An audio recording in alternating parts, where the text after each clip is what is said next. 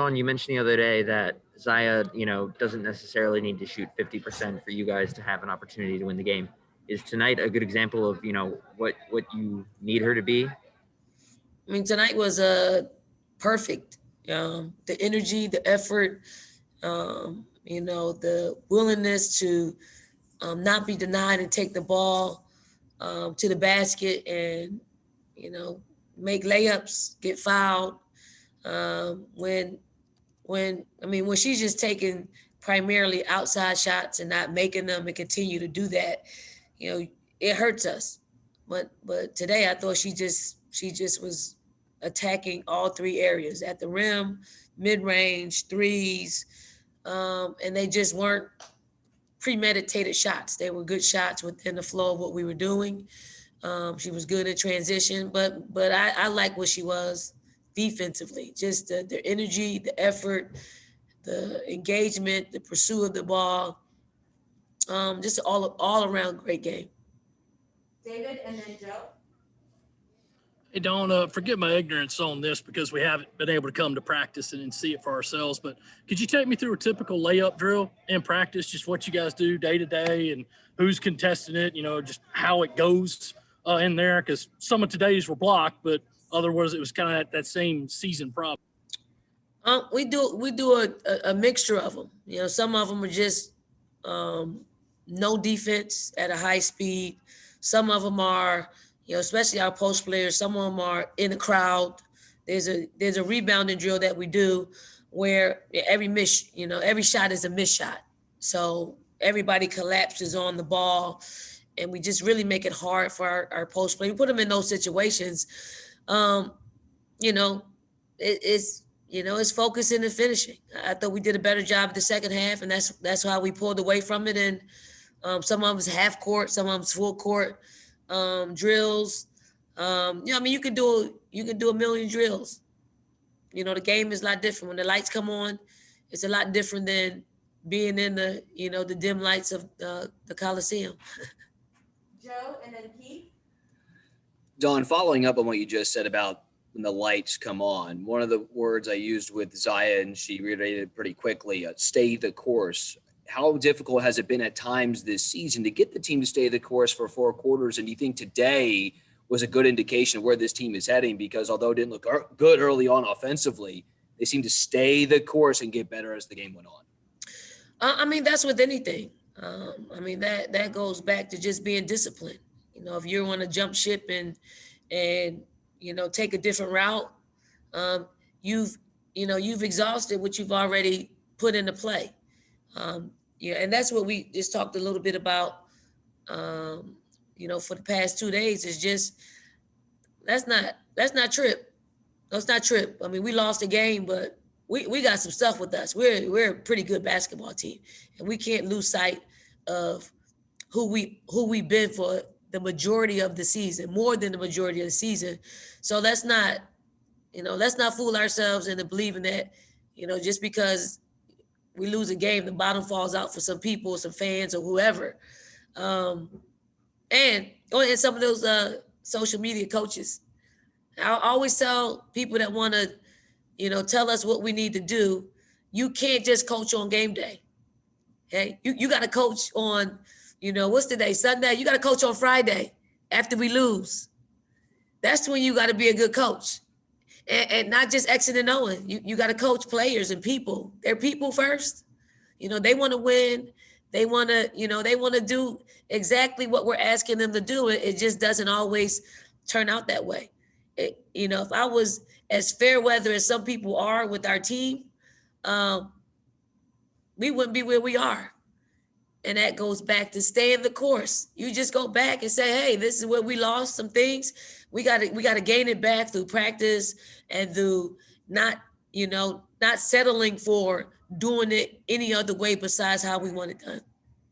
If I can, Diana, just real quick on a follow-up, because you mentioned the fans, and I saw what you tweeted earlier that, you still have your job here.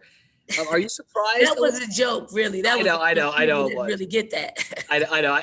I knew it was a joke too. But what I'm saying is, are you surprised a little bit at some of the fan reaction after a couple of losses here?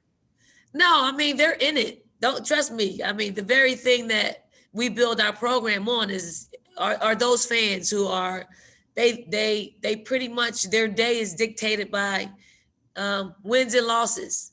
So it's a beautiful place to be. But at the same time, not very many good programs go through a season undefeated, very few. But for us, they're still learning opportunities. And we welcome that and we embrace that. Everybody's losing all around the country. Keith and then Brandon. Hey, Coach, can you talk about how you guys just really got it going? You got 6 turnovers there in the second half. I mean, the first half, you were 11 for 36. In the second half, 17 of 29, just a huge difference. I know you were able to get some, fast break points, but I really thought your defense kind of broke their will there in the second half. And then second, can you talk about LA? I mean, I thought that was just a really, no pun intended, but a big performance by her today. Yeah. We were stingy, a stingy defensive basketball team. We wanted to play a certain way. We wanted to play Howard a certain way. We wanted to play some other people a certain way. We really didn't have to go into game plan B, which is good. That means we were disciplined and it was working. And they just, they weren't able to crack that code. And then, for us, I thought our defense is really, and our ability to rebound and push the ball down the floor and stay in transition. I know sometimes they did get back, but we wanted to stay in transition and transition into something that we want to do in our secondary action. We were really good with that early on, and it got our offense going a little bit. Aside from the missed layups and the missed free throws, LA. This is the type of performance that we feel like will help us in the long run and help her. I thought, and it was, it built up to this because I thought the games in which she played, Tennessee and those other games prior to today, was a buildup. She was, defensively, she was where we needed her to be for the most part. Offensively, she took her time and made some layups. Again, if she makes two or three just layups, her shooting percentage will go up the roof. And today, she shot 50%, and it was good to have that kind of production and her activity on the boards. She saw the ball, she rebounded outside her area. Just a great game for her. I'm super proud of her and really happy for her. Brandon and then David. Dawn, you kind of mentioned it a little bit there, but can you talk a little bit more about what your plan was against Ryan Howard? You want me to tell you so everybody else can? We tried to limit the amount of times that she came off with her right hand. So we just tried to force her left.